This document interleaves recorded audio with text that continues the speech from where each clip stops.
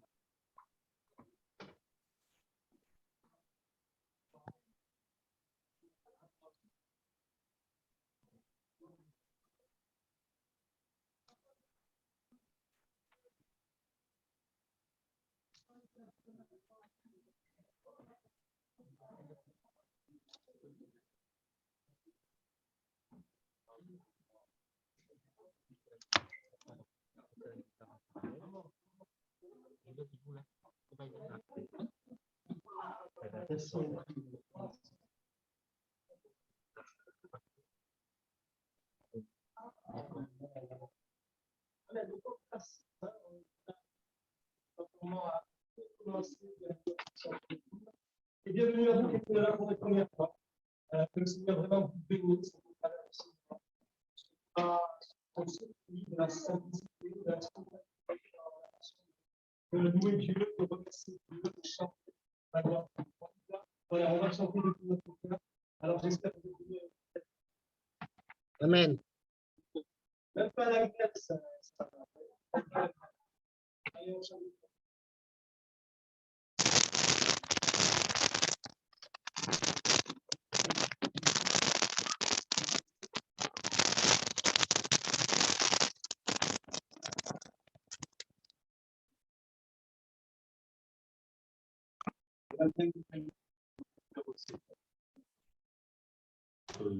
Un demi-siècle.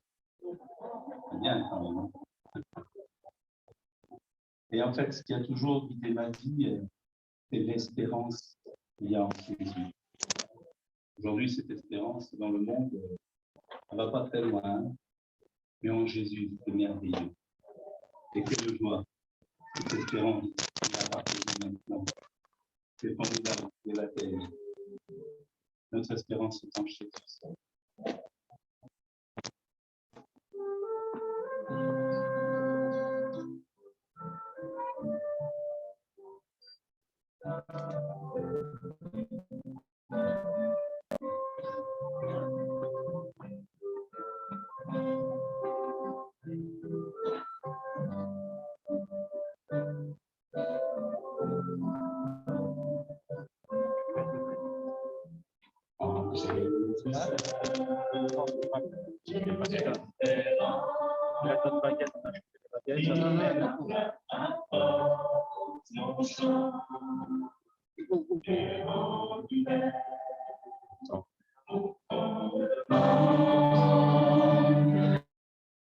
Même dans l'orage menaçant, brûlant amour, intense peine, de mes peurs je suis libérée.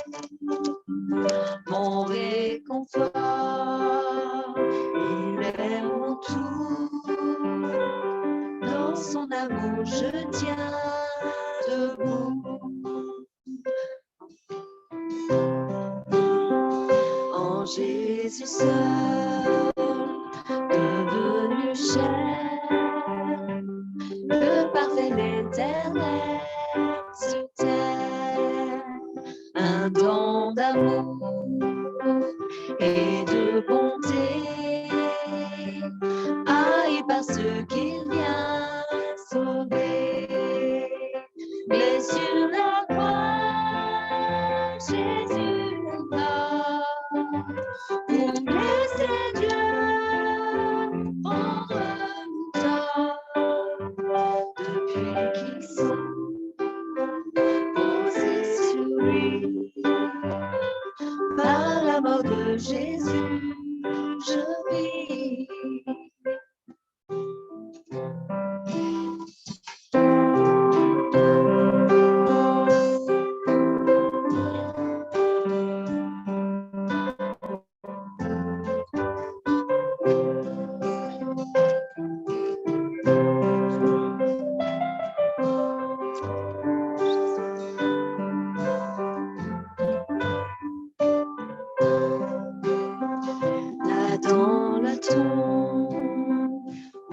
mon corps gît, toute clarté fut obscurcie, puis éclatant au jour de gloire, car Jésus est ressuscité, il est vivant, la mort n'est plus, le mal n'a plus d'emprise sur moi.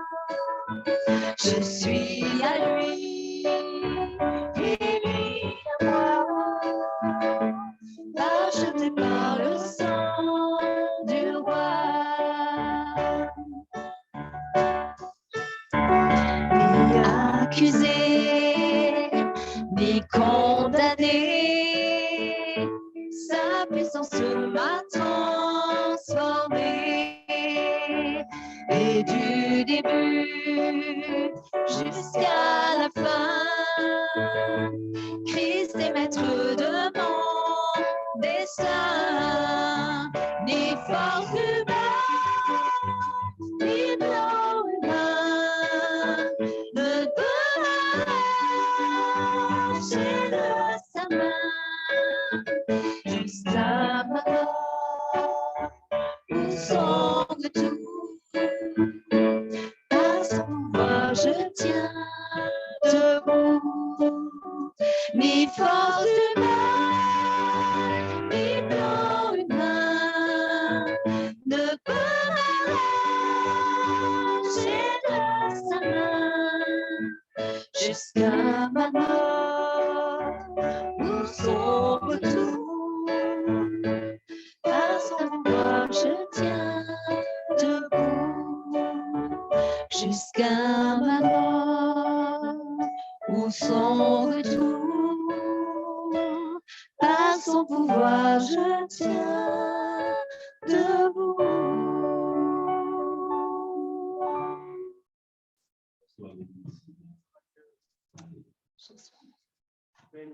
Gloire à toi, Jésus. Vous savez, il y a des choses importantes dans la vie. Et face aux problèmes, aux difficultés, on peut s'en remettre à nos propres forces. Voilà, moi je suppose que je peux y arriver. Mais parfois c'est compliqué, c'est difficile, hein, et on n'y arrive pas. Et par expérience, je peux vous dire que lorsqu'on remet sa vie entre les mains du Seigneur, ben oui, tout est possible. Tout est possible. Alléluia. Nous sommes passés avec mon épouse par des épreuves terribles, et le Seigneur a toujours été là. Et en fait, on s'est abandonné entre les mains du Seigneur. Amen. Je m'abandonne à toi.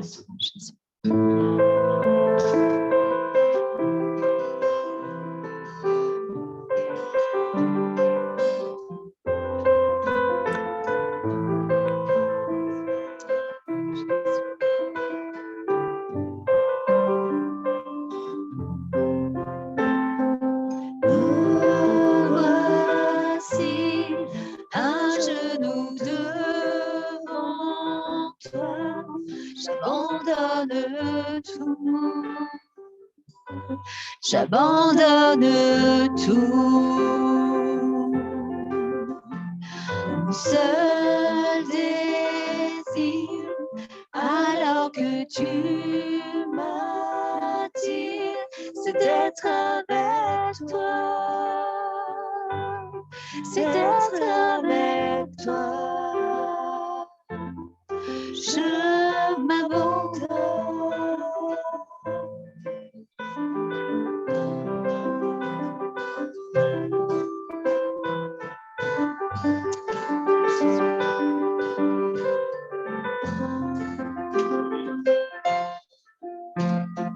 Par ta grâce, viens inonder mon âme. J'ai besoin de toi. J'ai besoin de toi. Les bras ouverts, tu entends ma prière. Dans la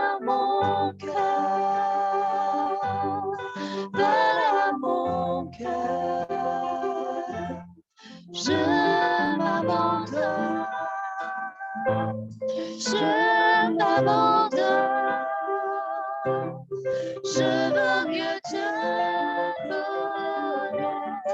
Je veux mieux te connaître. Je m'abandonne. Je m'abandonne. Je veux mieux te connaître. Je veux mieux te connaître.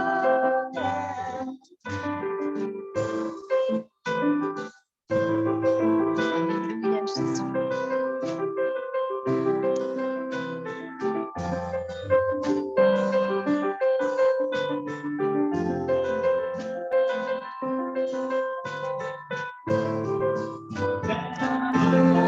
Puissant, souffle maintenant. Dieu vient régner, Dieu vient régner en moi. C'est un ouragan, réveille mon âme. Dieu vient régner, Dieu vient régner en moi. Tel un vent puissant, souffle maintenant. Dieu vient régner, Dieu vient régner en moi. Tel un ouragan, réveille mon âme. Dieu vient régner, Dieu vient régner en moi. Je m'abandonne, je m'abandonne. Je veux mieux te connaître, je veux mieux te connaître. Je m'abandonne, je m'abandonne. Je veux mieux te connaître, je veux mieux te connaître. Alléluia, Jésus. Amen. On va laisser la place à notre frère Félix. Il va nous donner quelques explications. Que Dieu le bénisse.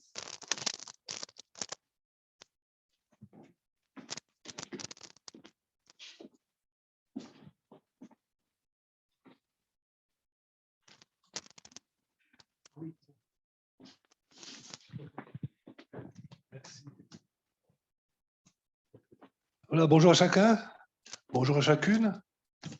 Ce matin, vous le savez, on est réunis pour bénir notre Dieu. On est aussi réunis pour une occasion spéciale, parce que tout à l'heure, nous allons procéder à deux baptêmes. Deux baptêmes. Alors, vous savez, dans la vie, normalement, ça on le sait tous, on passe de la vie à la mort. D'abord, on vit pendant un certain laps de temps, et puis un jour, évidemment, on meurt. Avec Dieu, c'est une joie parce que c'est exactement le contraire. D'abord, on meurt, ensuite on vit. Pour l'éternité, bien sûr, mais même déjà dans le temps présent. Et ça, c'est la signification du baptême. C'est plus comme dans le monde. C'est plus je vis, et puis un jour, malheureusement, je meurs. C'est je meurs, et ensuite, heureusement, je vis. Alors, ce matin, nous allons procéder à deux baptêmes. Deux baptêmes d'adultes. Pourquoi est-ce que je dis ça? Parce que, habituellement, quand on parle de baptême, on pense aspersion, on pense bébé. C'est-à-dire que, en général, on amène un bébé devant le prêtre qui verse quelques gouttes d'eau et on le baptise au nom du Père, du Fils et du Saint-Esprit. Donc, on pense bébé, on pense aspersion de quelques gouttes d'eau. Mais pourquoi est-ce que les baptêmes auxquels nous allons procéder tout à l'heure sont-ils différents? Pourquoi est-ce que ce ne sont pas des bébés, Christian et Alexia? Pourquoi est-ce qu'on ne va pas juste verser quelques gouttes d'eau? Pourquoi on va les plonger dans l'eau? Pourquoi est-ce que c'est différent? Tout simplement parce que c'est ce qu'on appelle un baptême biblique, c'est-à-dire que la Bible nous donne en quelque sorte la marche à suivre. La marche à suivre pour procéder à des baptêmes. Et vous allez constater avec moi que c'est très loin de parler de bébé, c'est très loin de parler de quelques gouttes d'eau. C'est vraiment pas ça du tout. C'est vraiment pas ça du tout. La marche à suivre, déjà dans le mot baptême, pour la plupart d'entre nous, on connaît ces choses-là. Le mot baptême, en grec, dans le texte original des évangiles, c'est quelque chose, c'est un mot qui veut dire plonger, immerger. Jésus a été baptisé dans le Jourdain, il est dit par exemple quand il est sorti de l'eau, c'est-à-dire qu'il était dans l'eau, il a été baptisé comme ce matin, ça va se faire par immersion. Il est sorti de l'eau. On voit par exemple dans l'évangile de Matthieu, au chapitre 3 et au verset 13, alors Jésus vint de la Galilée au Jourdain vers Jean pour être baptisé par lui. Ça c'est la traduction habituelle. Mais si on prend d'autres versions, d'autres traductions, on va se rendre compte que ce verset dit « Alors Jésus vint de la Galilée au Jourdain vers Jean pour être plongé par lui. » Pour être plongé par lui. C'est très parlant, c'est très significatif. C'est vraiment quelque chose de différent du baptême par aspersion. Et Jésus l'a fait le premier. Alors, je crois qu'on ne peut pas faire le contraire. Et puis aussi parce qu'il y a toute une symbolique qui se rattache au baptême par immersion. Regardez dans l'évangile de Jean, chapitre 3, à partir du verset 3, il nous est dit, Jésus s'adresse à quelqu'un qui connaît parfaitement les Écritures de son époque. C'est un docteur de la loi, quelqu'un qui sait vraiment de quoi on parle. Et Jésus va répondre à cet homme-là. Jésus lui répondit, en vérité, je te le dis, si un homme ne naît de nouveau, il ne peut voir le royaume de Dieu. Nicodème lui dit, comment un homme peut-il naître quand il est vieux? Peut-il rentrer dans le sein de sa mère et naître? Jésus répondit, en vérité, je te le dis, si un homme ne naît d'eau et d'esprit, il ne peut entrer dans le royaume de Dieu. Ce qui est né de la chair est chair, ce qui est né de l'esprit est esprit. Ne t'étonne pas que je t'ai dit, il faut que vous naissiez de nouveau. Il faut que vous naissiez de nouveau. Jésus parle de naître de nouveau. Son auditeur, Nicodème, est troublé. Il va dire, enfin, on peut le comprendre d'ailleurs. On vient vous parler comme ça de naître de nouveau. Il va dire, mais enfin, comment c'est possible? Je vais rentrer encore dans le ventre de ma mère et puis je vais naître alors en plus je suis vieux. Non, c'est pas possible. Enfin, c'est Nicodème qui dit qu'il est vieux, c'est pas moi. Hein. C'est pas possible. On va pas, ça peut pas marcher comme ça. C'est impossible. Qu'est-ce que tu dis, Jésus? Qu'est-ce que tu dis, Jésus? Et pourtant, là, Jésus parle de nouvelle naissance, parle de naître de nouveau. Et c'est exactement ça, la symbolique du baptême auquel nous allons procéder. Ça parle exactement de naître de nouveau, nouvelle naissance. Pourquoi nouvelle naissance? Parce que déjà, Alexia et Christian, ça c'est la base de la base. Pour pouvoir être baptisés, ont reconnu leur état de pécheur. Ils ont dit au Seigneur, je suis pécheur. Et j'ai besoin d'un sauveur. J'ai besoin que Jésus soit mort pour moi sur la croix. Dès lors qu'on a accepté ça, dès lors qu'on dit, ben, je suis pécheur, je ne peux pas aller au ciel. Je peux être gentil, tout ce que je veux, mais je ne peux pas aller au ciel. J'ai besoin d'un sauveur. Et ce sauveur, c'est Jésus qui est mort sur la croix. Mais quelqu'un qui vit déjà, quelqu'un qui est déjà né, comment est-ce qu'il pourrait naître de nouveau? Parce que la naissance dans le monde physique, la naissance, c'est le début, c'est le départ d'une vie. On devient bébé, on devient adolescence, adulte, vieillard, si on peut, on meurt. Donc la naissance, c'est le départ d'une vie. Et là, pour naître de nouveau, pour commencer une vie nouvelle, comme pour un bébé, il faut qu'il y ait un départ. Mais c'est un nouveau départ. C'est un nouveau départ. Et vous savez, dans la vie, combien de fois notre frère nous disait tout à l'heure, Tony, dans les champs, qu'ils ont été confrontés à des circonstances terribles. Et parfois, ça nous arrive. Mais parfois, on dit, je voudrais vraiment prendre un nouveau départ. Je voudrais prendre un nouveau départ. Et on peut chercher tout ce qu'on veut comme nouveau départ. Le seul vrai nouveau départ, il est de donner sa vie à Jésus. Il est en Christ. Et c'est ce que vont faire Alexia et Christian tout à l'heure. C'est un nouveau départ qu'ils vont prendre. Un nouveau départ, même s'ils l'ont déjà fait dans leur cœur. Il faut, pour naître de nouveau, il faut d'abord mourir. Il faut d'abord mourir. Il faut d'abord mourir. Il faut que notre ancienne vie disparaisse, qu'elle soit enterrée.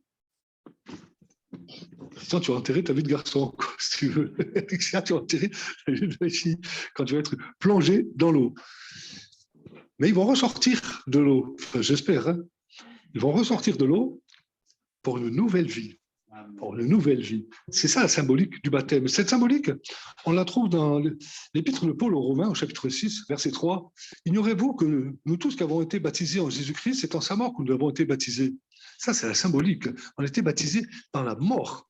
Nous avons donc été ensevelis avec lui par le baptême en sa mort, ensevelis dans sa mort, afin que comme Christ est ressuscité des morts pour la gloire du Père, de même, nous aussi nous marchons en nouveauté de vie. C'est ce que je dis depuis tout à l'heure, en nouveauté de vie. C'est-à-dire qu'on meurt à son ancienne vie, on ressuscite pour une vie nouvelle, pour une vie nouvelle. Et c'est exactement ce qui va se passer. La symbolique du baptême, c'est qu'on meurt à notre ancienne vie, c'est-à-dire quand on est plongé, quand le pasteur va plonger Alexia et Christian dans l'eau, c'est comme s'ils entraient dans un tombeau, c'est comme s'ils étaient enterrés, c'est de l'eau, c'est comme s'ils étaient mis au tombeau. Mais gloire à Dieu, comme Christ est ressuscité, eux aussi vont sortir de l'eau, ils vont sortir comme étant ressuscités.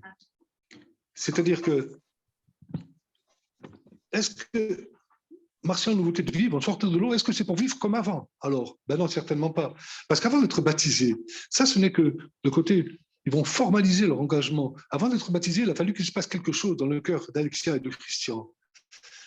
Et là encore, la Bible va nous expliquer, regardez, la première épître de Pierre, chapitre 3, verset 21, on parle de l'eau du baptême. Cette eau était une figure du baptême, qui n'est pas la purification des souillures du corps, mais l'engagement d'une bonne conscience envers Dieu et qui maintenant vous sauve, vous aussi, par la résurrection de Jésus-Christ. Et ça, c'est un verset qui est vraiment très intéressant parce que quand on parle de baptême, on a tous été enseignés comme ça, plus ou moins.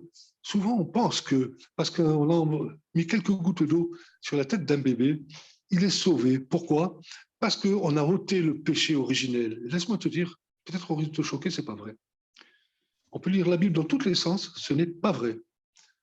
Quelques gouttes sur la tête d'un bébé n'enlèvent rien du tout. Ça fait un bébé mouillé. Pourquoi? La Bible nous dit, c'est la Bible quand même, ce n'est pas la purification des souillures. Le baptême, ce n'est pas la purification des souillures. Ça a l'avantage d'être très très clair. Mais ça dit aussi ce que c'est. C'est l'engagement d'une bonne conscience envers Dieu. C'est un engagement. Je m'engage avec Dieu. Je dis maintenant, je veux marcher en nouveauté de vie. Je disais tout à l'heure, est-ce que quand je vais sortir de l'eau, ressusciter, c'est pour marcher comme avant? Non, nouveauté de vie. Maintenant, je ne veux plus pécher. Il y aura des manquements, je ne veux plus pécher. Maintenant, je veux marcher avec le Seigneur. Je suis ressorti de l'eau. Ça, c'est toute la symbolique du baptême. Je plonge, je suis enterré, je suis mort en ancienne vie. Je sors, je suis ressuscité, mais pas ressuscité pour vivre la même chose. Ressuscité pour vivre autre chose. Et c'est ça qui me sauve. C'est ça maintenant qui me sauve par la résurrection de Jésus-Christ, parce que le Seigneur est ressuscité, il a vaincu la mort, alors je l'accepte, je suis sauvé. Cet engagement est pris. Alexia et Christian l'ont pris parce que ce qui s'est passé dans leur cœur, c'est qu'ils ont réalisé qu'ils étaient pécheurs. Avant toute chose, ils ont demandé pardon à Dieu. Ils n'ont pas été se confesser à qui que ce soit. Ils se sont mis devant Dieu, tout simplement. Ils ont dit, je veux mourir dans mon ancienne vie. Je veux être baptisé. Je veux mourir et ressusciter une nouvelle vie. Alors, voilà, maintenant, je te demande pardon. Ils ont obtenu le pardon de Dieu. Et puis un dernier point.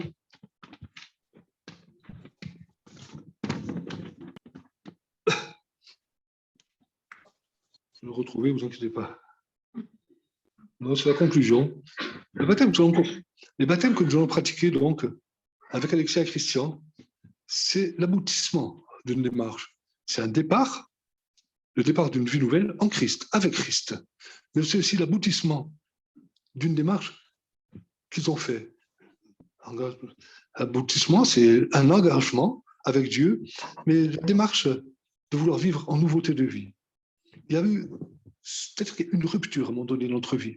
Il y a eu une rupture. Pour Alexia et Christian, il y a eu un avant et il y a eu un après. Là maintenant, l'avant va être symbolisé par être plongé, l'après va être symbolisé par sortir de l'eau. Et maintenant, plus rien s'oppose à ce qu'ils soient baptisés tout à l'heure. Plus rien s'oppose à ce qu'ils nous apportent leur témoignage, s'ils le désirent, je veux dire pourquoi ils sont passés par les eaux du baptême. Alors finalement, je vais terminer avec le schéma biblique tel qu'on le trouve dans la Bible en 4 points, très rapidement. Le schéma biblique, c'est premièrement, réaliser que je suis pécheur. Réaliser que je ne peux pas rentrer dans le ciel à ma mort. Je suis pécheur. Je suis pécheur. Deuxième point du schéma biblique, croire que Jésus est mort sur la croix pour mon péché. La seule manière d'entrer dans le ciel, c'est mon péché a été payé par Jésus. Moi, je suis pécheur. Mais je veux être sauvé. Je veux vivre avec le Seigneur.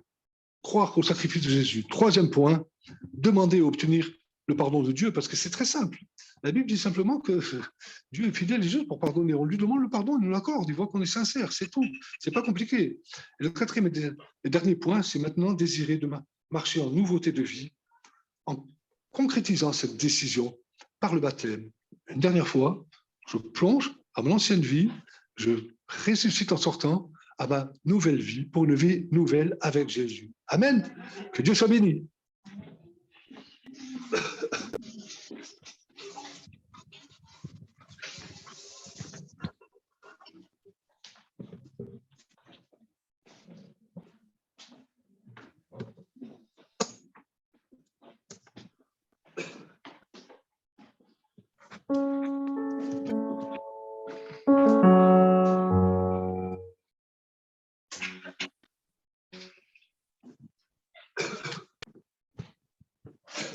Gloire à Dieu.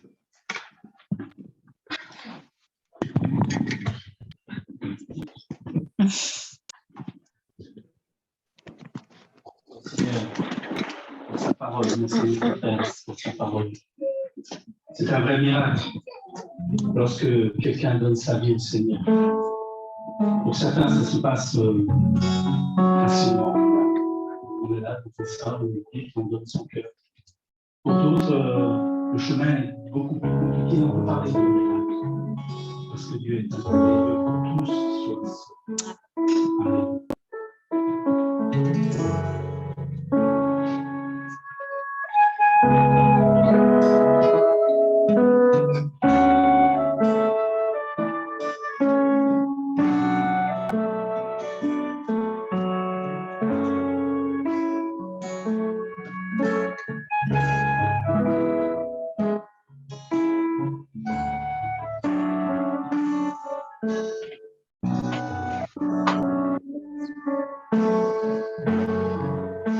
Celui par qui l'aveugle voit,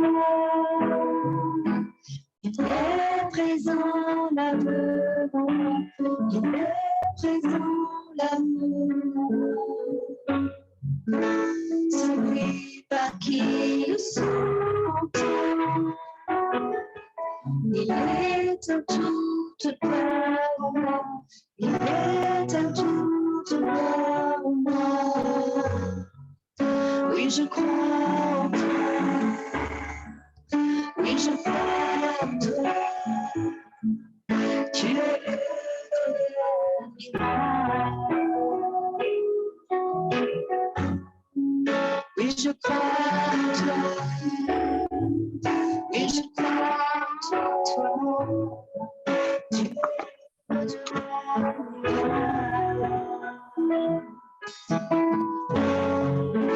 celui qui tombe aussi dans sa main,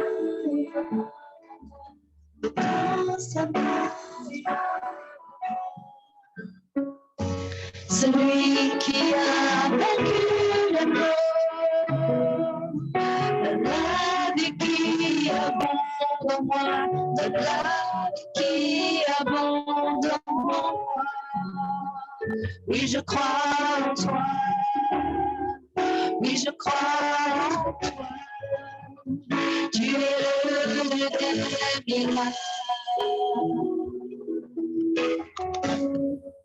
Oui, je crois en toi. Oui, je crois en toi. Tu es le Dieu des miracles. Oui, je crois en toi. Oui, je crois en toi. Tu es le Dieu des miracles. Oui, je crois en toi. Oui, je crois en toi. Tu es le Dieu des miracles. Oui, je crois en toi. Oui, je crois en toi. Tu es le Dieu des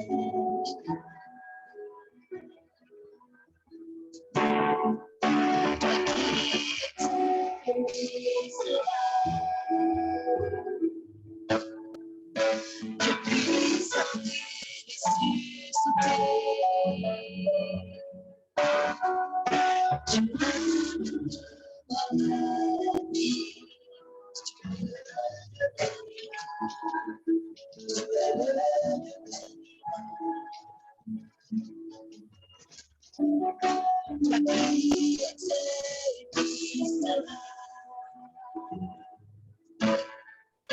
Depuis sans ressuscité.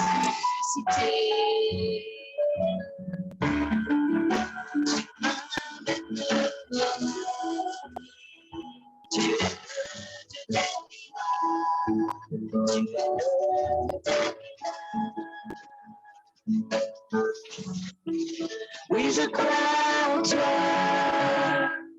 Oui, je crois en toi. Tu es le Dieu des miracles. Oui, je crois en toi. Oui, je crois en toi. Tu es le Dieu des miracles. Oui, je crois en toi. Oui, je crois en toi. Tu es le Dieu des miracles.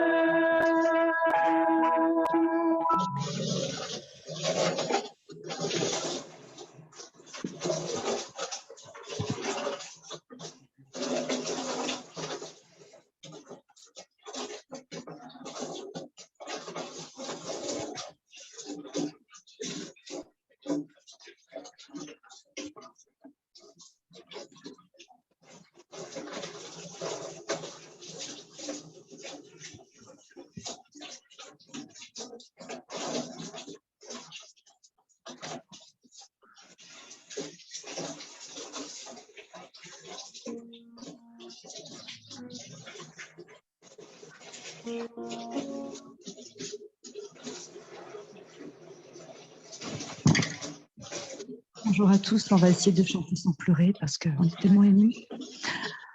On connaît leur histoire et on est heureux d'être là avec vous. C'est un chant que Alexia nous a demandé parce qu'il raconte ce qu'elle a vécu.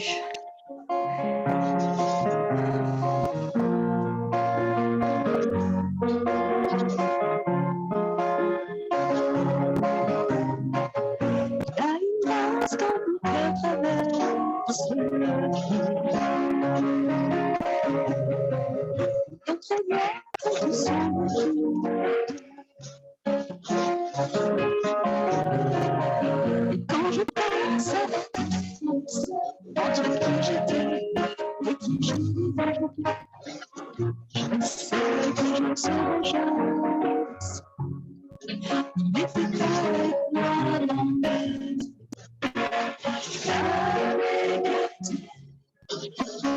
il était présent dans la tempête, la maison et c'est m'arrivait, je l'oublie. Il y a la famille pour toi, le soleil, il est avec moi dans le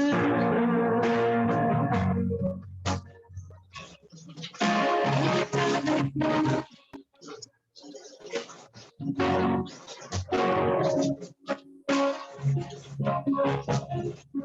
Toute ma fête qui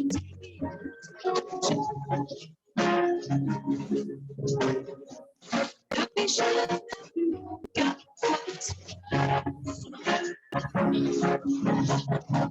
C'est m'arrivé de trouver entre qui j'étais et qui je suis.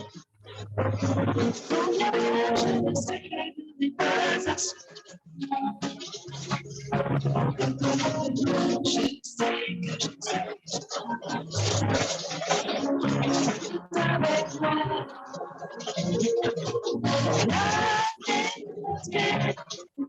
Il est présent dans la tempête. Et c'est pas bien, je dis, mais sans que ça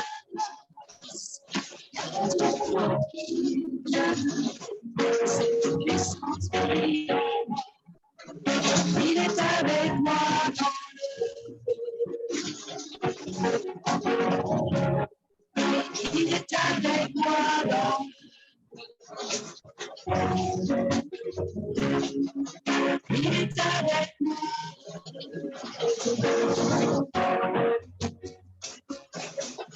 Il est avec moi.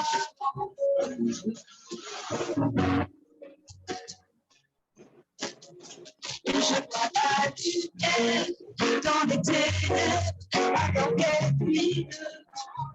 J'entends les yeux, un rugissement, sa gloire nous envahit. Je sens la terre trembler, là sous nos pieds, alors que les murs s'éparent.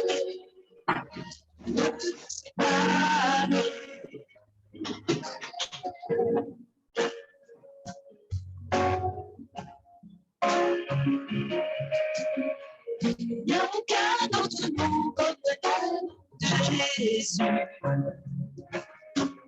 Lui qui était et qui est et sera jamais.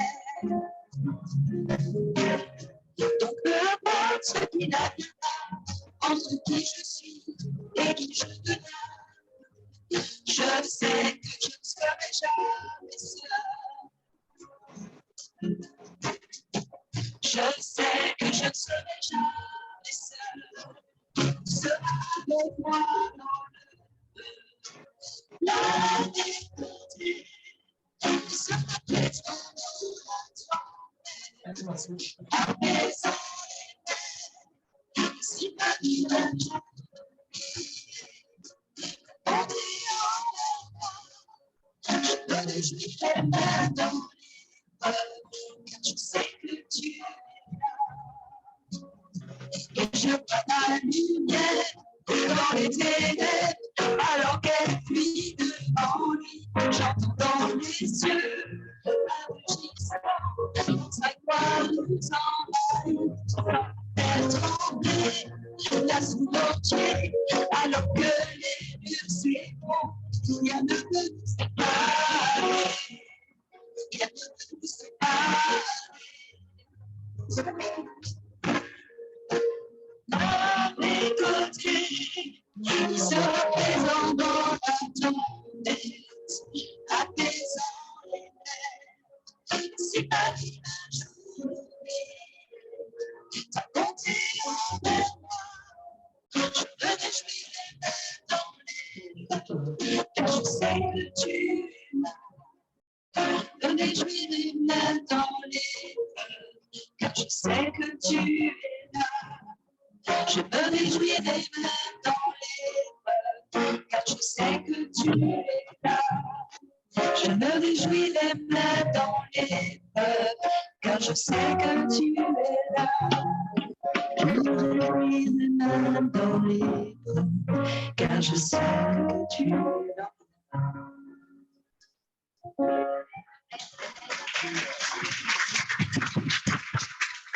Gloire à Dieu. Merci Seigneur. Amen.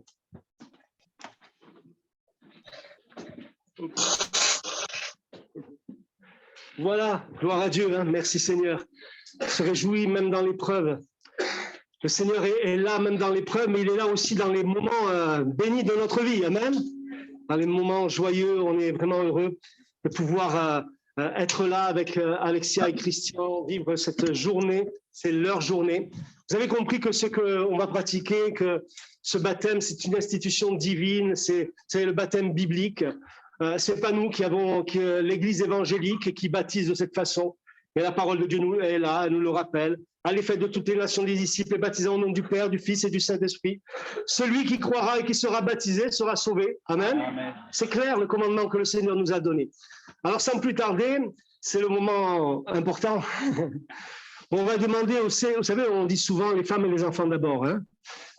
Donc, on va demander d'abord à Alexia de venir. Elle va nous dire son témoignage et puis on va la baptiser au nom du Père, du Fils et du Saint-Esprit. Viens là. Voilà.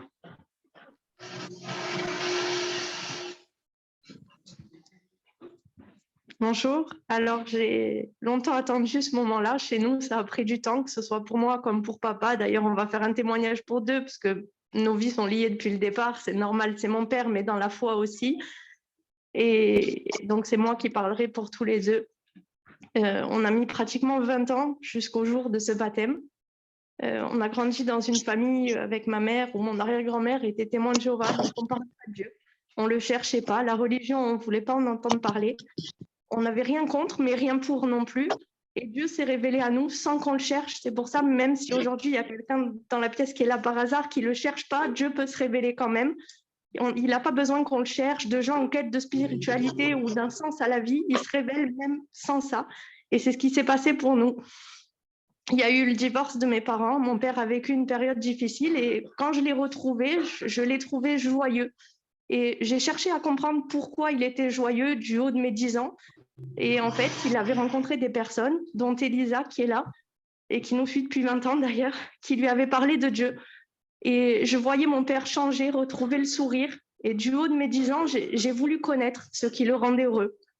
Donc, je l'ai suivi à l'église sans qu'il essaye de me convaincre de quoi que ce soit, sans qu'il essaye de me révéler quoi que ce soit. Et depuis ce moment-là, en fait, on évolue avec Dieu, on croit en Dieu. Et Dieu a écouté ses prières d'adulte avec ses problèmes d'adulte, mais aussi mes prières d'enfant. Du haut de mes 10 ans, vous doutez bien qu'on ne demande pas toujours des choses très intelligentes à 10 ans, parfois c'est des bêtises, mais Dieu a écouté aussi, Dieu a été là dans mon enfance. On a grandi comme ça. Le fait qu'on ait été deux, on s'est toujours retiré. Quand un s'est éloigné de Dieu, l'autre l'a tiré vers le haut et vice-versa. Quand mon père ne venait pas à l'église, c'est moi qui le tirais. Quand moi j'étais en rébellion, c'est lui qui me disait que Dieu n'était pas responsable de mes problèmes. Et on a évolué comme ça tous les deux et c'est une chance. Après, on a eu d'autres personnes comme Laetitia qui ont été sur notre route et qui nous ont fait grandir spirituellement. Et jusqu'au moment où sont arrivées les épreuves dans notre vie, parce que ça arrive malheureusement, et où on a dû s'accrocher à Dieu et vraiment faire preuve de foi. C'est arrivé plusieurs fois dans notre vie, mais cette année a été la plus dure en fait, avec le décès de Marie-Claire. Et on sait que Dieu n'est pas responsable, on sait qu'il n'y est pour rien dans ce qu'on a vécu. C'est pas lui qui a voulu ça, c'est pas sa volonté, c'était son enfant autant que nous le sommes. Il a pleuré chacune des larmes avec nous et en fait, le lendemain de son enterrement, on a pris la décision on s'est dit, soit on demande à Dieu pourquoi, comment ça se fait, pourquoi c'est arrivé et on va tourner en boucle pendant des mois et des mois, voire des années, sur la haine, sur la colère, sur l'incompréhension, ou alors on prend carrément le contre-pied et on donne notre vie à Dieu. C'est ce qu'on aurait dû faire depuis longtemps, c'est ce que Marie-Claire voulait faire avec nous. Elle espérait qu'on soit tous les trois ici en train de se faire baptiser. Et vraiment, on a voulu dire, le mal a frappé un grand coup sur notre famille, mais il n'aura pas nos vies. Et nos deux vies, on les donne au Seigneur maintenant. Ça ne veut pas dire que parce qu'on est baptisé, on sera meilleur que les autres. Non, on ne sera pas meilleur. C'est pareil quand on dit que le baptême, c'est reconnaître Dieu comme notre sauveur et reconnaître qu'on est pécheur. Pour ceux qui ne connaissent pas encore, il n'y a pas besoin de voler, de tuer quelqu'un pour être pécheur. Dire un mensonge, c'est être pécheur. Enfin, on l'est tous un peu à notre manière. Et c'est Dieu qui a payé ce prix-là pour nous. Et c'est ce qu'on veut reconnaître aujourd'hui. Et c'est ce qu'on veut mettre en avant aujourd'hui. Et je prie pour qu'un jour, mes frères et sœurs, ma famille qui ne connaissent pas encore puissent connaître ça et puissent vivre ces moments-là parce que c'est le Seigneur qui a tout payé pour nous. Et nous voulons une nouvelle vie avec lui et que toute chose ancienne soit passée et que toute chose devienne nouvelle comme il le dit dans sa parole. Merci. Gloire à Dieu. Ça vaut bien le témoignage, non? Ça vaut bien le témoignage. Merci Seigneur. Voilà, c'est une grande joie. Et c'est une grande victoire, Alexia. Et c'est vrai, une grande victoire parce qu'au travers de tous ces épreuves, tous ces moments difficiles, ils ont décidé de se tourner vers Dieu, de croire en Dieu malgré tout. Et ça, c'est une grâce de Dieu. Et vraiment, voilà, cette entrée, ce baptême va être pour vous aussi l'entrée dans cette grande famille, la famille de Dieu. Amen. Et on bénit Dieu pour tout ça. Amen.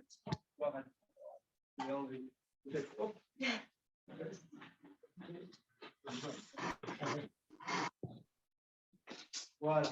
Je vais passer là derrière. Peut-être que je vais t'aider d'abord.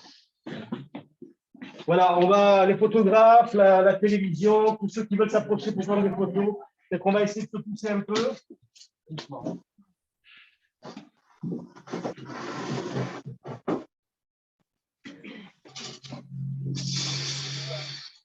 Peut-être juste un peu pour que tout le monde puisse voir. On descend un peu Voilà, c'est un moment vraiment important, un moment important dans nos vies.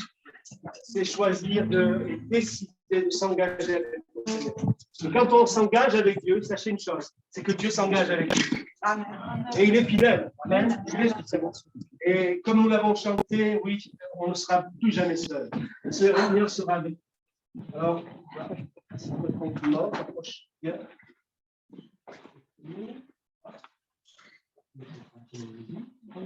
Ouais. Oui, peut-être on l'a demandé. Sinon, les règles. Voilà, on va prier tous ensemble. On va demander à Dieu sa grâce. Sa grâce, elle est là déjà. Mais on va la baptiser. Et ma sœur Alexia, je suis heureux aujourd'hui de pouvoir te baptiser au nom du Père, du Fils et du Saint-Esprit sur ta confession de foi. Amen. Amen, amen, amen. Jour de joie, jour de victoire, il est en sa main me retire des noms de son.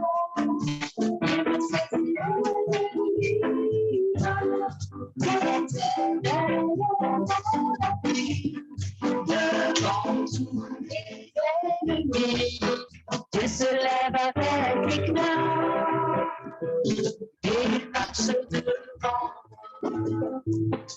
Jour de joie, jour de victoire, il est dans sa main, me retire des grands sons, il me saisit l'éternel est mon vie, devant tous les ennemis, Dieu se lève avec éclat et marche devant moi.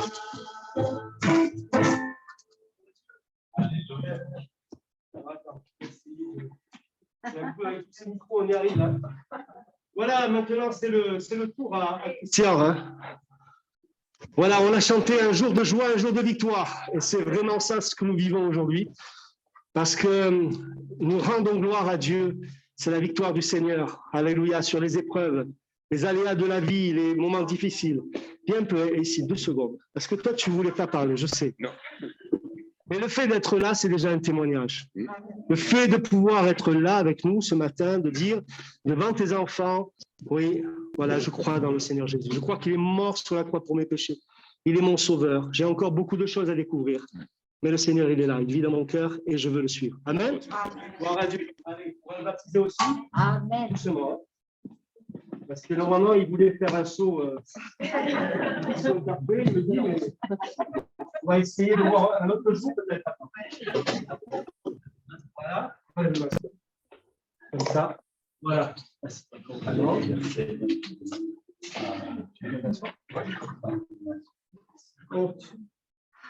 voilà, voilà. Voilà, on est heureux de pouvoir prier pour notre sœur aussi. Amen. Et on bénit Dieu. Voilà. On peut. Voilà. Elle voulait voir son père être. Frère, voilà. De joie et de foi que nous prions pour toi et nous te baptisons du Père, du Fils et du Saint-Esprit. Alléluia. J'aime la famille de Dieu. Où tout le monde est bien.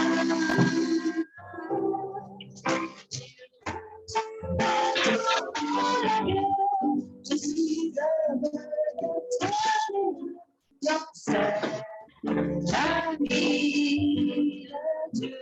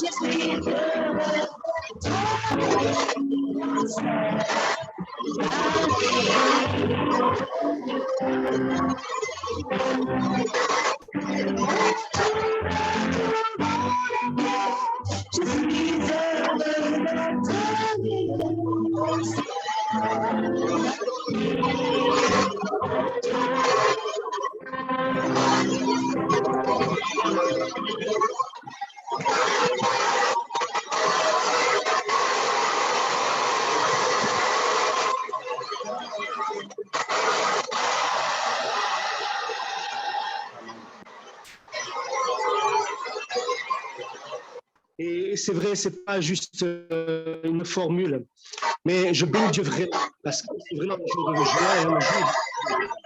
Nous avons vu les Christians traverser l'église, accompagner cette famille. La parole de Dieu, parce que c'est une histoire de foi, une histoire de cœur à cœur, la foi. Une histoire de cœur à cœur, une histoire de relation avec notre vie. On peut vous dire peut-être que Dieu existe, on peut vous dire que Dieu est amour, que Dieu aime, mais il faut qu'il y ait une relation dans notre cœur. Il faut que c'est bon, que des paroles en l'autre. Et moi, je prie Dieu pour que le Seigneur se révèle. Je sais que le Christ est à l'œuvre. Alléluia. Convaincre le cœur Je vais faire trois lectures avec vous rapidement. D'abord, dans le livre de Job, au chapitre 30 et le verset 26. Cet homme Dieu, cet homme qui, bien sûr, se détournait du mal, qui était un homme qui avait une famille, tout était là pour être heureux. Hein. Une famille, il y avait des enfants, il y avait bien les choses. Et en l'espace de quelques heures, quelques jours, il va se passer des drames terribles et il va pouvoir dire cette parole. Et je crois que c'est un constat de sa vie, c'est ce qu'il va vivre. Et malheureusement, je crois que c'est aussi le constat de pas mal de vies aujourd'hui. Il dira « J'attendais le bonheur et le malheur est arrivé. J'espérais la lumière et les ténèbres sont venues. J'attendais le bonheur et le malheur est arrivé. J'espérais la lumière et les ténèbres sont venues. » On va un peu plus loin dans le prophète Osée au chapitre 13 et le verset 9. Alors que le peuple d'Israël est véritablement là s'éloigne de Dieu, la colère de Dieu se manifeste et Dieu dira à son peuple, ce qui cause ta ruine Israël, c'est que tu as été contre moi, contre celui qui pouvait te secourir. C'est terrible. Ce qui cause ta ruine, Israël, c'est que tu as été contre moi, contre celui qui pouvait te secourir. Et puis un dernier passage dans l'évangile de Marc, un récit aussi dans l'évangile de Marc au chapitre 9 et à partir du verset 14 à 27.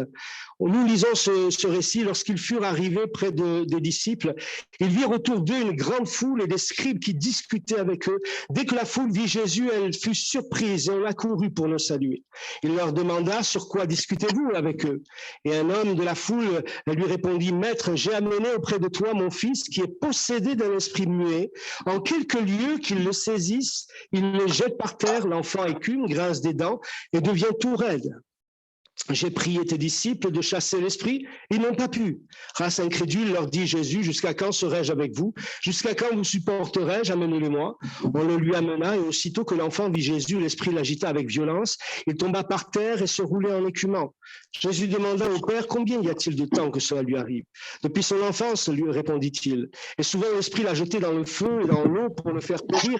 Et si tu peux quelque chose, viens à notre secours et compassion de nous. Jésus lui dit, si tu peux, tout est possible à celui qui croit. Aussitôt le père de l'enfant s'écria, je crois, viens au secours de mon incrédulité. Jésus, voyant accourir la foule, menaça l'esprit impur et lui dit, esprit muet sourd, je te l'ordonne, sors de cet enfant, il ne rentre plus.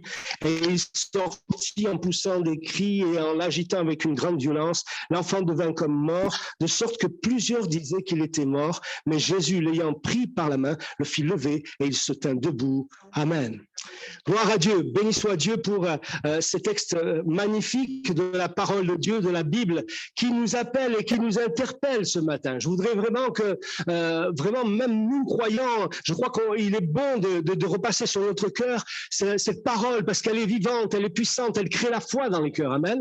Et je crois que c'est important de rappeler cela. Alors, pour revenir à cette parole de Job, cet homme qui avait tout pour être heureux, tout allait bien, mais il va être bien sûr au centre d'un défi terrible entre l'ennemi de notre âme et Dieu, et l'ennemi qui va vouloir sa mort et qui va vouloir vraiment le détruire et montrer que cet homme n'était pas intègre, qu'il ne craignait pas vraiment Dieu et qu'il suffisait que même sa famille était touchée, mais plus après son corps soit touché, sa santé, pour qu'il renie Dieu.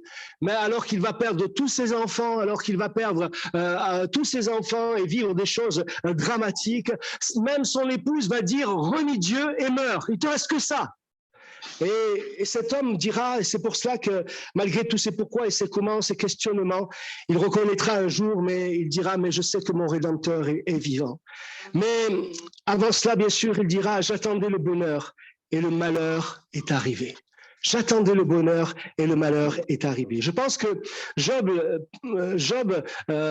comme plusieurs pourraient dire la même chose.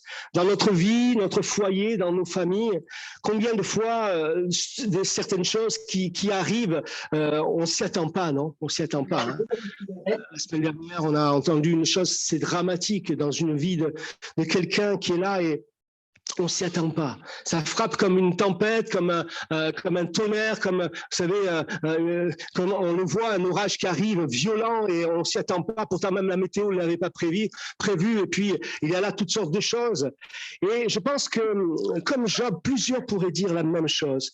Dans notre vie, des fois, et dans bien des choses, dans notre famille, vous savez, qui s'attend au malheur ici?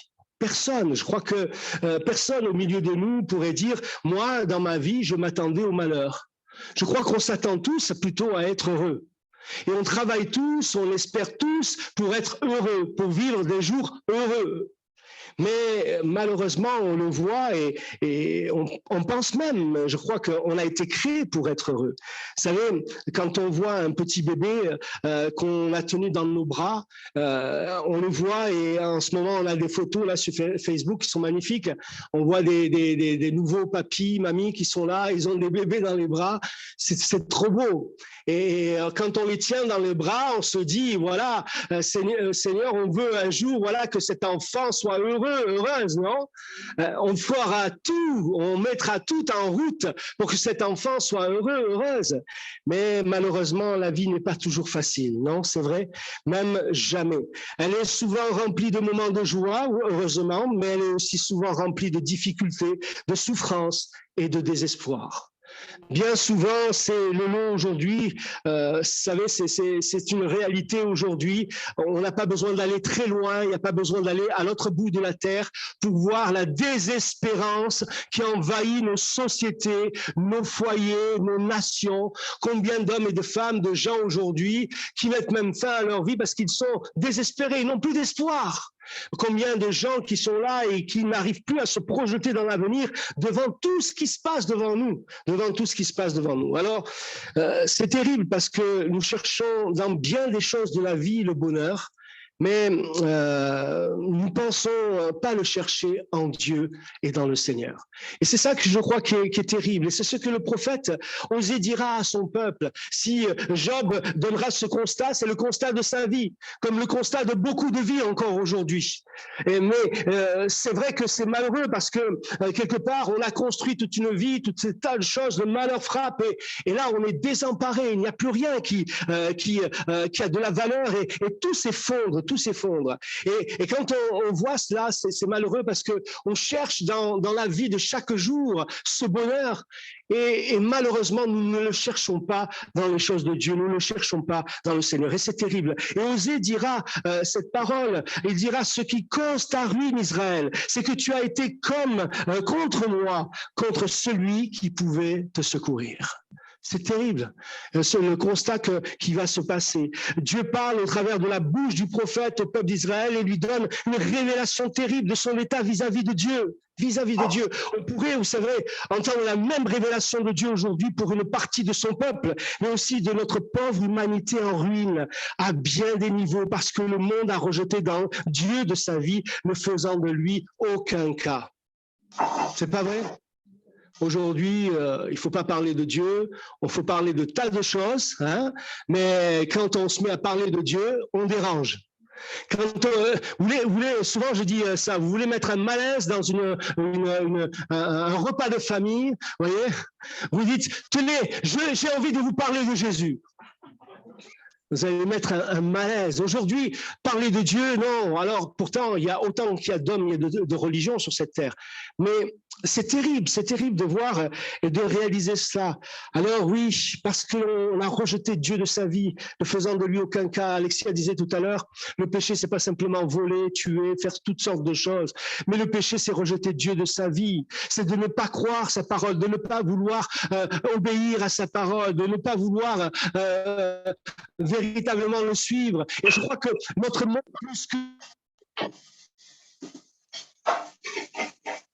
massif, un retour massif de notre humanité vers Dieu. On a rejeté Dieu de nos foyers, de nos familles, de nos nations. On ne fait aucun cas de Dieu. On n'a pas de temps pour le Seigneur. On n'a pas de temps pour Dieu. On a des temps pour des tas de choses et on est malheureux. Et on se pose des questions. On se dit, mais pourquoi? Mais pourquoi? Parce qu'il y a un vide énorme dans notre vie. Parce qu'il n'y a rien qui remplit notre cœur. Tu peux posséder la terre entière. Job, il avait de grandes richesses, de grands biens. Il avait une famille extraordinaire, plein d'enfants. Il était là, mais le malheur est venu et a frappé. Et au travers de tout cela, c'est un constat terrible. Le péché dans le cœur de l'homme, c'est ce qui nous sépare de celui qui peut vraiment secourir notre monde, Jésus. Oui, ce qui cause ta ruine, Israël, c'est que tu as été contre moi, contre celui qui pouvait te secourir. Être contre Dieu, c'est pas terrible ça? Vous savez, des fois on parle avec les gens et les gens nous disent « Oh, s'il y avait un Dieu, monsieur ». Vous connaissez l'histoire là? Oh, s'il y avait un Dieu. Mais il n'y aurait pas autant de catastrophes sur la terre. Il n'y aurait pas toute cette misère. Il n'y aurait pas toute cette souffrance. S'il y avait un Dieu, monsieur, pourquoi il m'est arrivé tout cela alors? Pourquoi il m'est arrivé tout cela? Ça me touche énormément, leur engagement aujourd'hui. Parce que beaucoup de gens auraient pu envoyer tout balader et dire, mais c'est ça Dieu? C'est ça, on a prié, on s'est tenu. Non. Ils veulent rendre gloire à Dieu et ils veulent faire confiance au Seigneur. Et aujourd'hui, malheureusement, c'est cet état. Et ça, c'est le péché dans le cœur de l'homme. Le péché nous sépare. Le péché, c'est s'éloigner de Dieu, c'est se désobéir à la parole de Dieu. C'est ne pas faire la volonté de Dieu. Et sa volonté, elle est là dans sa parole. Saint Paul, c'est la mort. Mais le don gratuit de Dieu, la vie éternelle en Jésus-Christ. Amen. Mais le don gratuit de Dieu. Il y a toujours cet équilibre. Dieu nous parle de notre état. Il a parlé au peuple d'Israël de son état. Il était contre Dieu. Il n'y a rien de plus terrible d'être contre Dieu dans sa façon de penser, de voir, de vivre. Il n'y a rien de plus terrible d'être contre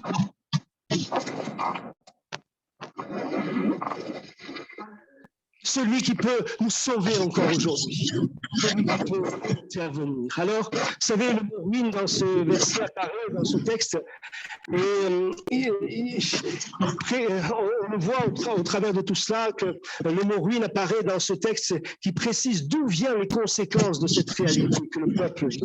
L'histoire de l'humanité est jonchée de ruines, les bâtiments en ruine, témoignant qu'avant, il y a de ça très longtemps, il y avait là un peuple qui vivait, une nation, un empire, une famille, un individu qui vivait là. Un individu qui vivait là. Ils ont dû être heureux.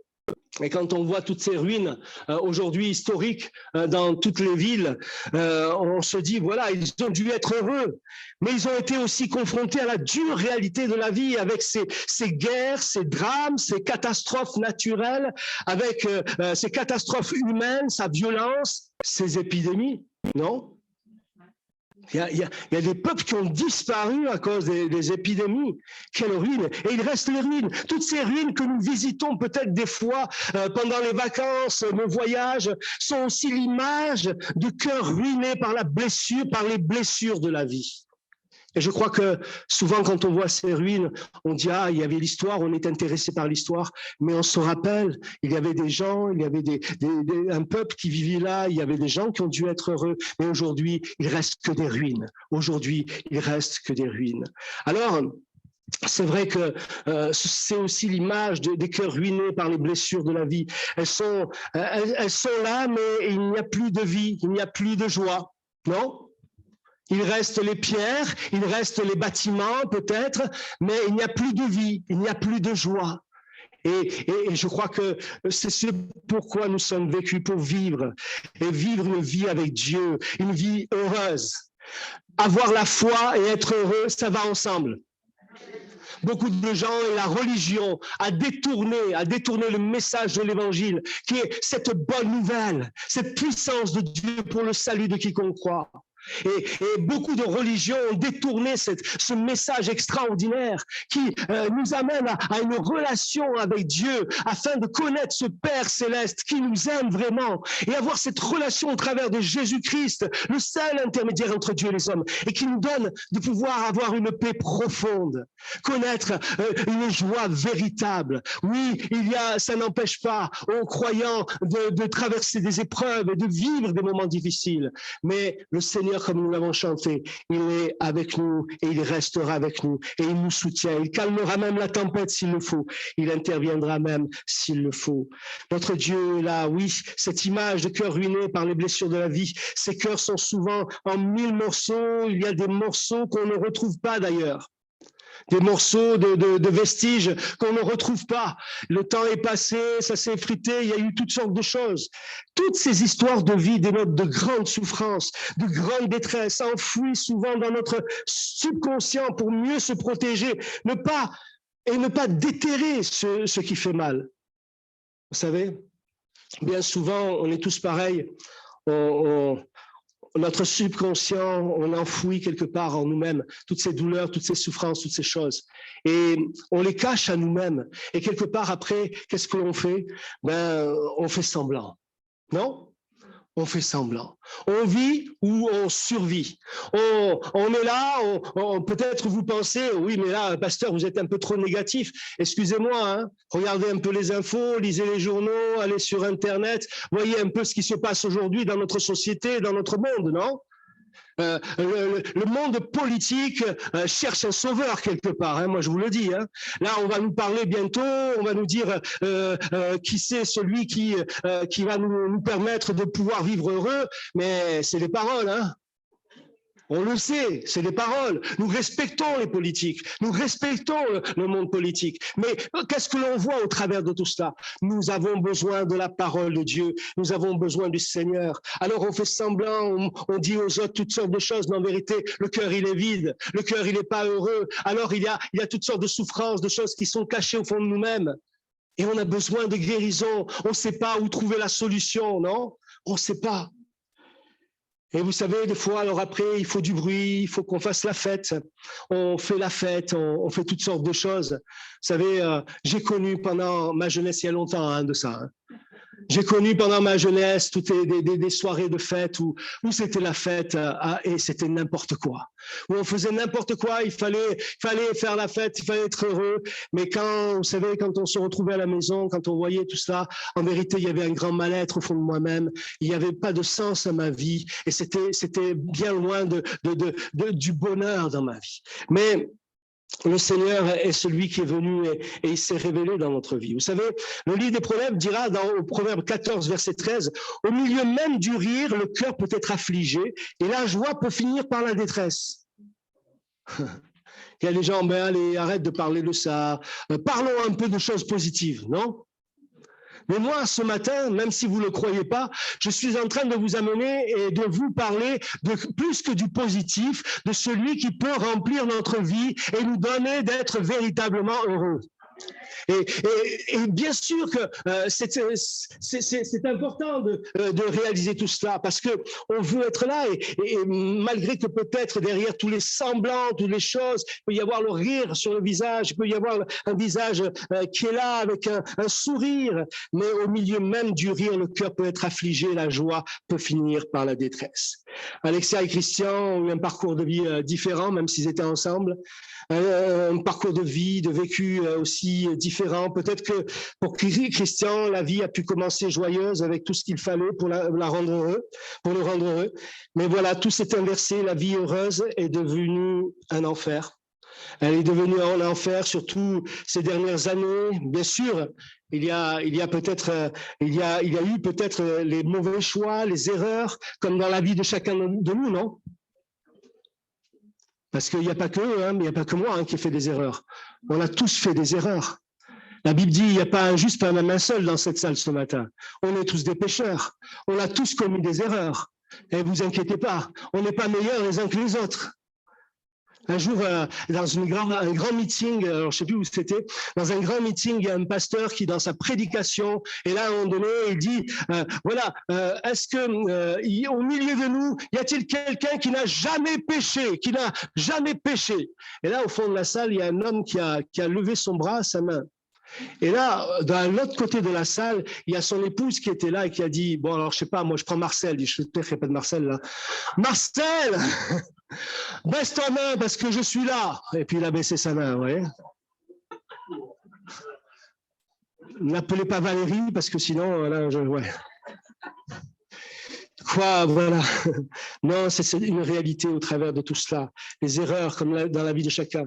Pour Alexia comme pour Christian, leur vie a été jalouse, de douleur, de désespoir.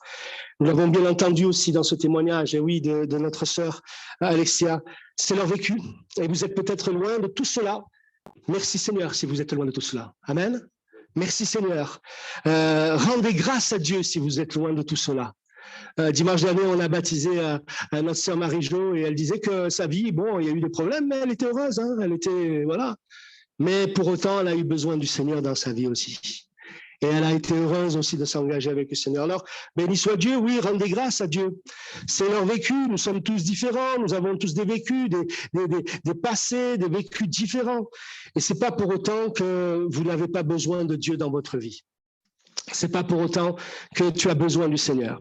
On peut mettre une façade, on peut dire tout ce que l'on veut, mais quand tu te retrouves seul dans tes difficultés, dans tes problèmes, alors tu es là désemparé. Combien aujourd'hui encore ont besoin de secours de Dieu dans ce contexte anxiogène que nous vivons? Nous avons besoin d'un sauveur. Notre monde a besoin d'un sauveur. Jésus est venu chercher et sauver ce qui était perdu. Jésus a reçu l'onction divine pour guérir les cœurs brisés, les cœurs en ruine. Amen. Les cœurs brisés, les cœurs en ruine. Oui, il est venu pour cela. Il est venu pour te sauver. Dans le chapitre 61 du prophète Ésaïe, où le salut est proclamé, bien sûr, au travers de Jésus qui viendra, ce Messie qui viendra, avec, il nous est dit quelque part, au verset 4, avec le secours de Dieu, ils rebâtiront sur d'anciennes ruines. Ils relèveront d'antiques décombres. Ils renouvelleront des villes ravagées, dévastées depuis longtemps. Qu'est-ce qu'il est beau ce verset, quelle promesse extraordinaire, non?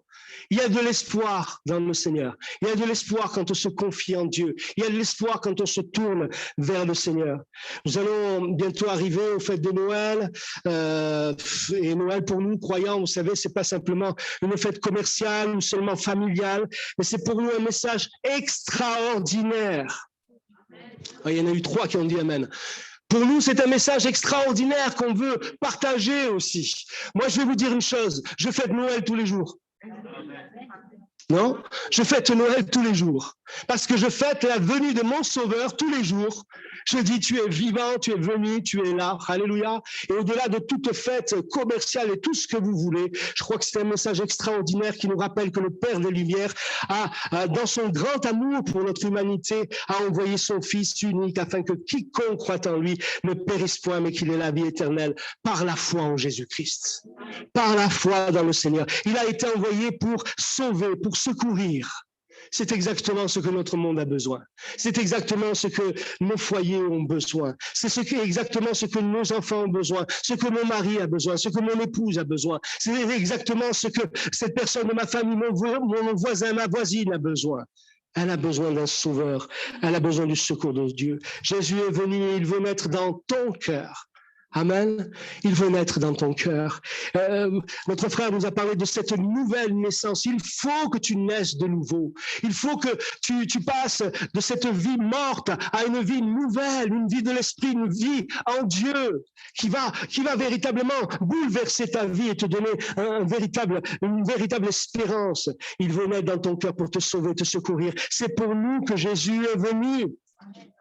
C'est pour toi que Jésus est venu.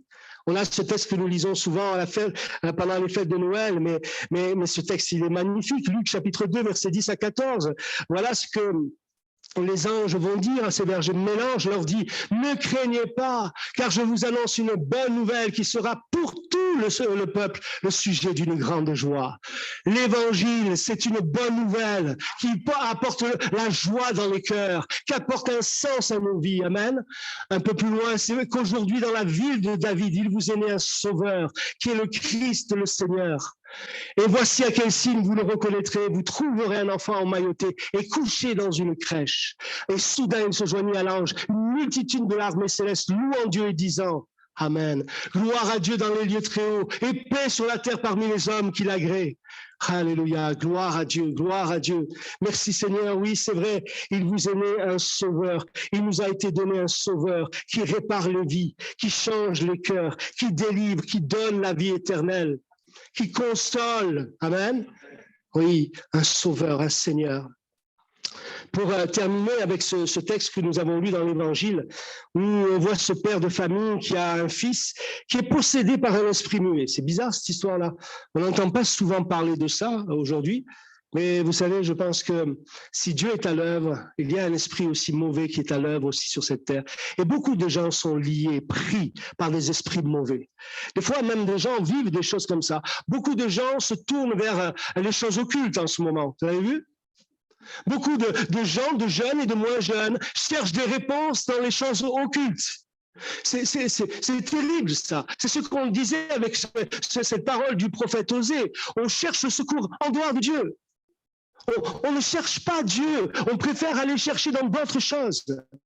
Et c'est terrible. C'est pour ça qu'il faut qu'on prêche l'Évangile. C'est pour ça qu'il faut qu'on témoigne du Seigneur, frères et sœurs. Amen. Les croyants, vous êtes là. C'est pour ça que les gens ont besoin qu'on leur parle de l'amour de Dieu, qu'on leur parle qu'il y a un Dieu qui entend les prières, qu'il y a un Dieu qui répond, qui agit, qui peut donner des réponses à nos questions, à nos besoins. C'est pour ça, frères et sœurs. Alors, ce père de famille qui a un fils qui est possédé par un esprit muet, qui le maltraite, le jetant par terre, devenant tout raide, grinçant des dents, et cela depuis son enfance, ce père viendra vers Jésus. Et il va venir avec cette question parce qu'il a dû entendre bien sûr tout ce que le Seigneur avait accompli et faisait. Et il viendra avec cette question dans son cœur vis-à-vis de Jésus. Il est sincère cet homme. Il dira, si tu peux quelque chose, viens à notre secours, aie compassion de nous. Aie compassion de nous. Et la réponse de Jésus, elle est extraordinaire. La réponse de Jésus, elle est extraordinaire. On le lit dans ces versets de 23 à 27. Il dira, Jésus lui dit, si tu peux, mais tout est possible à celui qui croit. Alléluia. Tout est possible. Aussitôt le père de l'enfant s'écria, je crois, viens au secours de mon incrédulité. Non? Et il dit pas, moi j'ai une grande foi, je crois, ouais, c'est bon. Il dit, mais j'ai du mal, viens à mon secours, là, j'ai du mal à croire. Mais viens au secours de mon incrédulité. Et il nous a dit, Jésus, voyant accourir la foule, menaça l'esprit impur et lui dit, esprit muet, sourd, je te l'ordonne, sors de cet enfant et n'y entre plus. Et il sortit en poussant des cris, en l'agitant avec une grande violence. L'enfant devint comme mort, de sorte que plusieurs disaient qu'il était mort. Mais Jésus, l'ayant pris par la main, le fit lever et il se tint debout. Il a été complètement délivré. Alléluia. Gloire à Dieu. Jésus sauve. Jésus guérit encore aujourd'hui. Jésus délivre. Jésus, des fois, permet que nous traversons des tempêtes, même la mort, comme Lazare ou bien d'autres. Mais le Seigneur est fidèle. Il est vivant et il est là. Je crois que c'est important de le rappeler encore aujourd'hui. Alors, Jésus n'était pas en décalage avec les besoins des des gens de sa génération, vous voyez? Et je vais vous dire une chose, c'est extraordinaire, ce vieux livre, il est tellement actuel. Il parle des besoins des gens aujourd'hui. Il parle de tes besoins. Il répond à tes questions. Il n'y a pas toutes les réponses, c'est vrai. Mais il donne toutes les réponses qui vont être nécessaires pour que tu trouves le chemin du salut, pour que tu trouves le chemin de la délivrance, de la guérison, de la consolation. Oui, Jésus n'était pas en décalage avec les besoins des gens de sa génération, mais au contraire, il était bien dans la réalité. Et moi, je vais vous dire une chose, j'ai bien les pieds sur terre. Ouais, j'ai bien les pieds sur terre. Je ne suis pas un fanatique religieux, je ne suis pas un mystique, mais j'ai vraiment cette relation et cette joie d'avoir et de développer encore mieux chaque jour cette relation avec ce Dieu vivant. Je crois dans un Dieu vivant, dans un Dieu qui m'aime, dans un Dieu, ce Père céleste qui m'aime et qui m'a tellement aimé qu'il a envoyé Jésus pour me sauver. Je le crois de tout mon cœur et ça bouleverse ma vie chaque jour. Ça me donne de la force chaque jour. Ça me donne un but, un sens à ma vie chaque jour. Non? Ah oui, je fais partie de ces fous heureux. Amen. Mais béni soit Dieu. Pour beaucoup de gens, vous parlez l'évangile, vous êtes des fous. Croire en Dieu aujourd'hui, essayez de respecter sa parole, mais ça va pas, vous avez un problème. Vincent, reviens bien les pieds sur terre. Il faut faire comme tout le monde aujourd'hui. Il faut vivre comme tout le monde. Alors, non. Moi, je suis heureux dans cette relation avec le Seigneur parce que Jésus-Christ est le même hier, aujourd'hui et éternellement, nous dit la parole de Dieu. Alors, il est toujours le même. Ce Père qui a rencontré Jésus et cette famille qui a été bénie et qui a vu la gloire et la grâce de Dieu se manifester, c'est pour des familles encore aujourd'hui. Hein. Dans bien d'autres domaines peut-être, mais c'est pour toi. Alors, je conclue et c'est vrai, je vais terminer dans une demi-heure, 3/4 d'heure. Ça va aller ? Non, c'est pas vrai. Je termine. Prenez juste l'attention. Notre monde tombe en ruine à bien des niveaux. Les valeurs et principes volent en éclats. Il n'y a plus de barrières, il n'y a plus de stop. Tout est effondré, il n'y a plus de limites aujourd'hui. Et c'est pour ça qu'on entend et on va entendre de plus en plus de choses d'un autre monde. Quoique, des fois, on se dit, mais déjà, est-ce qu'on peut aller plus loin que ça ? Eh oui, chaque jour, on nous montre qu'on peut aller plus loin que ça, dans le monstrueux, dans l'horrible, dans des choses qui sont là terribles, oui. Mais, écoutez-moi, il y a un espoir. Il y a un espoir pour ta vie. Il y a un espoir pour chacun d'entre nous. Il y a un espoir qui s'appelle Jésus-Christ. Il y a un espoir parce que sur la croix, nos frères l'ont dit, il a donné sa vie. Et il a donné pas sa vie juste pour être marqué un point de l'histoire. Il a donné sa vie pour expier tes péchés, pour te pardonner, pour te permettre de trouver une relation avec Dieu, retrouver ce contact avec Dieu, pour te permettre d'être sauvé, d'entrer dans le royaume de Dieu, dans la vie éternelle, par la foi en son sacrifice. Il a donné sa vie pour toi. Il y a un espoir, plus que jamais nous avons besoin du secours de Dieu manifesté en Jésus-Christ. Oui, chacun dit la sienne et vous allez en entendre de toutes les couleurs au fur et à mesure des semaines, des mois et des années encore. Chacun dit la sienne. Mais moi, ce que je veux entendre, c'est ce que me dit mon Dieu au travers de sa parole. Mais Jésus, lui, nous dit, toi, suis-moi. Toi, crois en moi. Toi, tourne-toi vers moi. Tourne-toi vers la croix, là où Jésus a tout accompli pour te sauver, te donner le pardon des péchés, pour que tu puisses trouver une paix véritable, une paix profonde. Combien de gens aujourd'hui sont dans l'angoisse, dans la crainte, mais Jésus nous donne la paix. Moi, le Covid, il peut me frapper, je peux mourir demain, mais je sais où je vais. Je suis pas fou, hein, je vais vivre encore un peu. Hein. Mais j'ai cette paix au fond de mon cœur. La mort, c'est quelque chose qui est parti. Il n'y a plus de crainte vis-à-vis de cela, parce que la Bible nous parle que Jésus est la résurrection et la vie. Celui qui croit en lui ne mourra pas, il vivra éternellement. Si tu crois, celui qui croira et qui sera baptisé sera sauvé. Voilà pourquoi le baptême est important aussi, c'est cet engagement. Alors, Jésus nous dit que vraiment que nous puissions avoir l'assurance du salut de notre âme et vraiment entrer par la foi dans la vie éternelle. La foi. Il nous faut croire. Tu n'as pas besoin. Tu vois, cet homme, il n'avait pas beaucoup de foi. Il a dit à Jésus, viens au secours de mon incrédulité. Non? J'ai du mal à croire que tu puisses faire quelque chose, Jésus. Mais viens au secours de mon incrédulité. Et moi, je crois que ce matin, peut-être quelqu'un a du mal peut-être à dire « Ouais, c'est bien beau, Vincent, c'est tes histoires là, mais vous savez, je peux vous raconter tous les témoignages que vous voulez. Si vous ne vivez pas cela vous-même, vous ne le croirez pas. Mais béni soit Dieu, parce que nous pouvons vivre vraiment une action de Dieu dans nos vies. Pourquoi demain, aujourd'hui, ce matin, dans cette journée, Dieu peut toucher ton cœur, te visiter, il peut te libérer, il veut venir reconstruire sur d'antiques ruines peut-être. D'antiques, parce que ça fait longtemps que les ruines, elles sont là. Mais le Seigneur veut reconstruire un palais, un temple magnifique dans lequel il vivra et au travers duquel il sera glorifié. Crois de tout ton cœur et sois sauvé, guéri, délivré, libéré, consolé, restauré, relevé. Dieu t'aime. Dieu nous aime. Il n'a pas de limite. Il ne t'abandonnera jamais. Alors crois-le de tout ton cœur. On va prier le Seigneur. Amen. On va fermer nos yeux. On est dans la présence du Seigneur. Je voudrais qu'au travers de ces moments, vraiment au travers des témoignages d'Alexia, de Christian, nous puissions réaliser ce matin, on est tous différents. Mais Seigneur, si tu es vivant, si c'est vrai que tu es là, si c'est vrai que tu me parles encore aujourd'hui au travers de ta parole, viens peut-être au secours de mon incrédulité.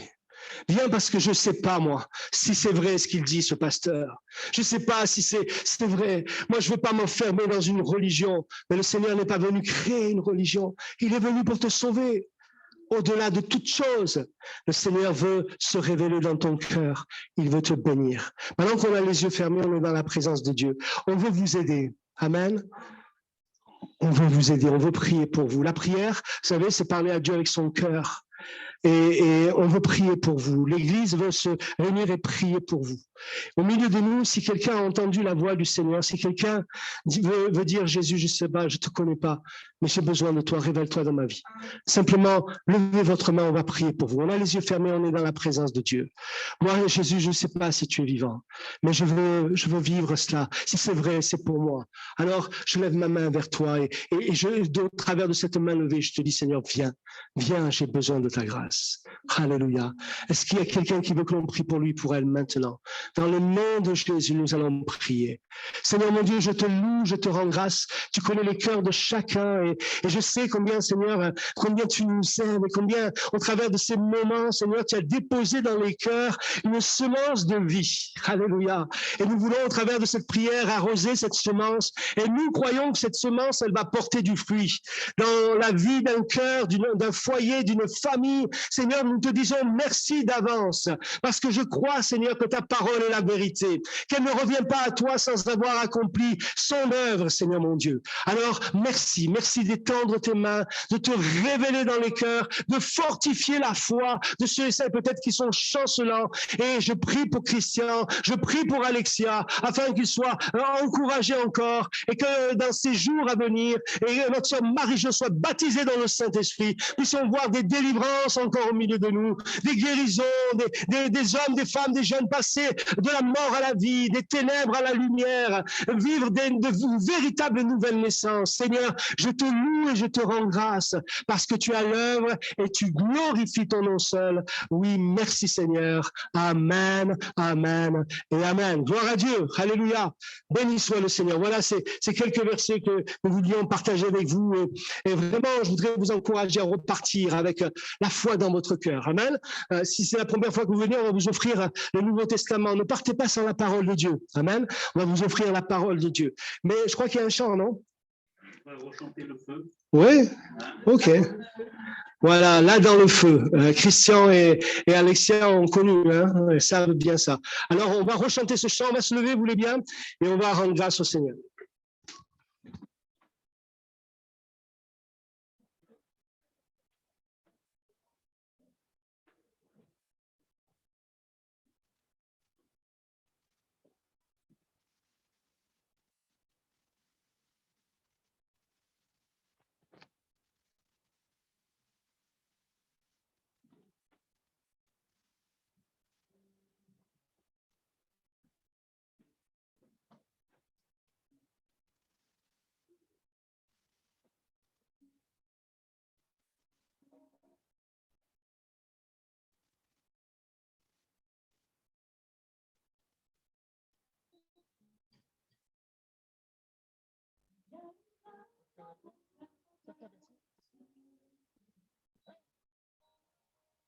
Quand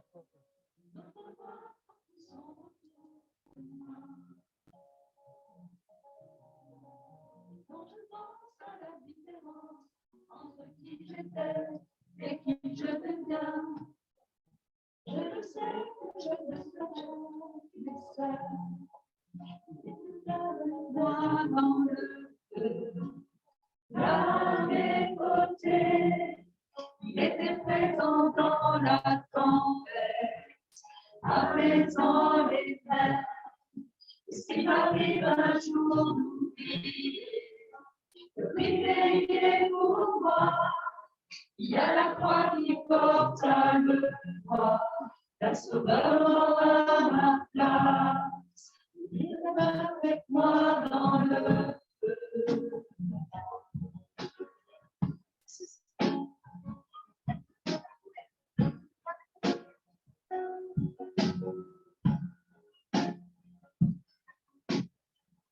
Toute ma tête a quitté, oui, à tout jamais. Le péché n'a plus aucun pouvoir sur ma vie. S'il m'arrivait de retomber entre qui j'étais et qui je deviens,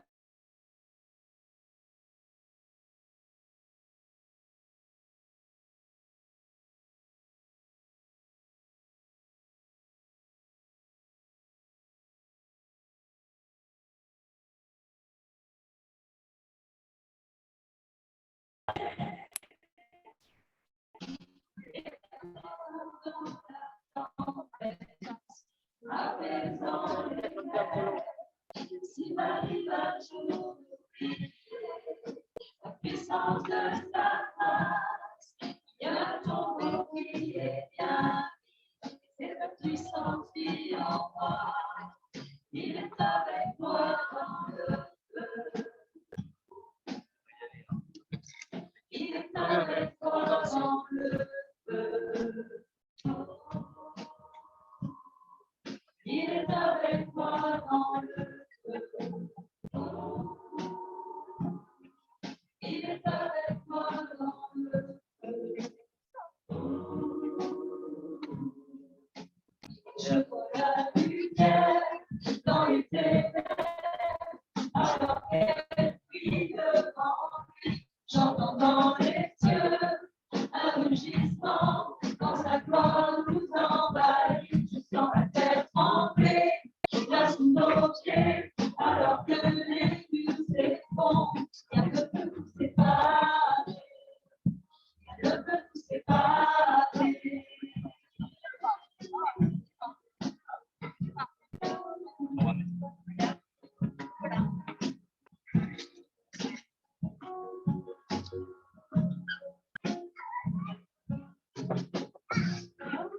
Notre nom comme le nom de Jésus. D'accord. Oui, Ouais, non, mais il est et sera à jamais. Peu importe ce qu'il adviendra, entre qui je suis et qui je deviens, je sais que je ne serai jamais seule. Je sais que je ne serai jamais seule. Sera avec moi dans le feu.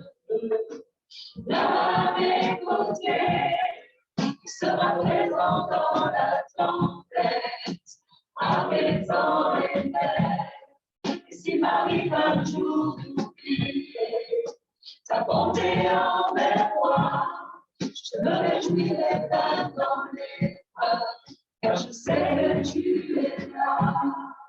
Je me réjouirai même dans l'épreuve, car je sais que tu es là.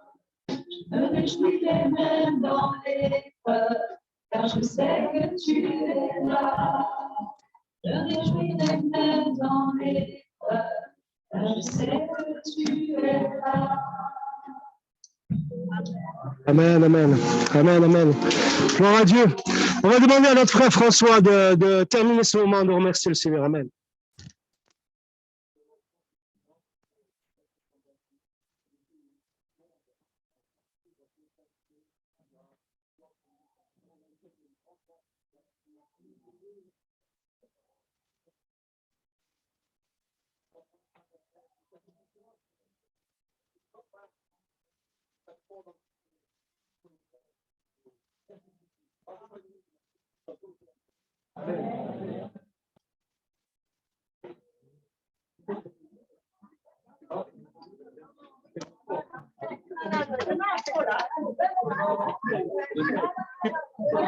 No,